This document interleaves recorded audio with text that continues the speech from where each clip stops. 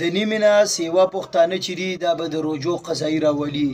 ولې به یې راولي؟ په څه به یې راولي؟ جي ګورې دا زه نه ویم. څنګه چې تاسو ته سایډ کې د مولانا صاحب ښکاري نو دا د مولانا صاحب وایي چې پښتانه به د نیمې نه سیوا پښتانه چې دي نو دا به د روژو قضایي راولي، ځکه چې دوی په پېشمري کې داسې قسم غلطي وکړي چې د هغې د وجې نه به خامخا دی بیا د روژې راګرځوي. نو دا کومه غلطي ده راځئ چې د مولانا صاحب دا مسلې واورو، خپله هم واورو او نورو سره هم شریک کړو که داسې قسم غلطي په چا کړي چې الله پاک یې زموږ نه وباسي. نو راځئ دا ویډیو راسه اخري پورې وګورئ. چې د سحر اذان شروع وي نو د خوراک څښاک اجازت شته که نه؟ اوبه پکې سړی څښلی شي که نه شي څښلی؟ آیا په دغه ټیم کې کم سړی اوبه وڅښي دا روژې ټیک ده او که نه روژه خرابه ده؟ ګوره دا مسله یاد ساتئ، دی کې زموږ اکثر خلک په غلط فهمۍ کې پراته دي.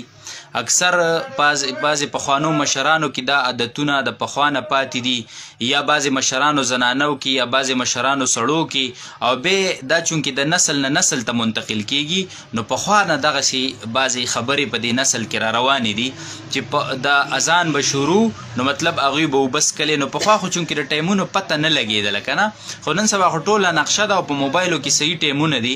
نو اذانونه چې کوم دي دا په فکس او په صحیح ټایم باندې کېږي.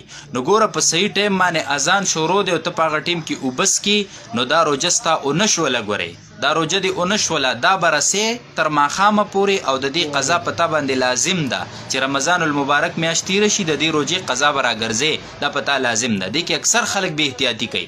دلته به مولا اذان شروع کړی، دا اذان چې دی نو دا اعلان للصلات دی، دا د مانځه دپاره دی، دا د روژې دپاره خو نه دی. دا د مانځه د روژه خو به ته په صبح صادق باندې چې کوم دی باندې او په غروب باندې به ماتې.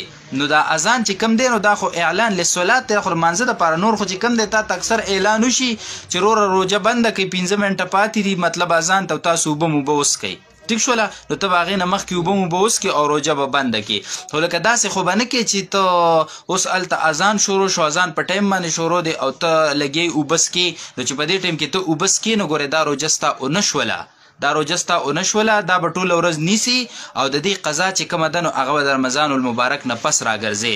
نو دې مسله باندې ګوره ځان ښه پوهه کوي. زموږ اکثر خلک په دې کې بې احتیاطي کوي، د اکثر پې د پېشمني ناوخته شوي او ټایم لږ پاتې لکه زر زر اوبه وڅښو خوراک وکړو شا به اذان شروع دی. نو ولې د ماښام چې اذان شروع لا ختم شوی نه نو ته صبر کې چې ورګه لا ختم نه دی وروسته به روژه ماته کم. هلته خو د ړومبي الله اکبر سره بس په خوراک باندې ورځي، او دلته چې څنګه اذان شروع شي ورګه اذان لا ختم نه دی نو خوراک هم کولی شي او څښاک هم کولی شي. نو په دې مسله کې ګوره احتیاط کوئ. دې خلکو باندې که چا داسې کړي وي که نه نو ګورې دا روجې پې باندې پاتې دي، دا روجې دې را وګرځئ، او که څوک داسې کوي نو د دې نه پس دې د دې نه قلار شي. لہذا اکثر پښتانه ګورې داسې په دې مسله کې اخته دي. لہذا دا مسله تاسو په خپله هم واورئ، زده کوئ او دا مخکې ورسوئ چې ټول پښتانه په دې مسله باندې خبر شي چې کوم خلک په دې کې بې احتیاطي کوي چې د دې بې احتیاطۍ نه ځان وساتي. وصلی الله علی النبي. مسالې خو م واورېدې په خپله، نو کومو کسانو کې چې دا قسم غلطي نو مهرباني وکړئ ځان نه دا قسم غلطي وباسئ، ځکه چې تاسو ته به تکلیف جوړېږي، بل چا ته به تکلیف نه جوړېږي. ځکه چې اوس په هم روژه ونیسئ ټوله ورځ به ناروی بیا چې د هغې قضا راګرځوئ نو بیا به هم تاسو ته تکلیف وي. نو ځکه مې د دې وجې نه دا ویډیو د مولانا صاحب رالم چې د خپلو وروڼو سره یې شریک کړمه چې که چا کې داسې غلطیان وي چې د ځان نه یې وباسي.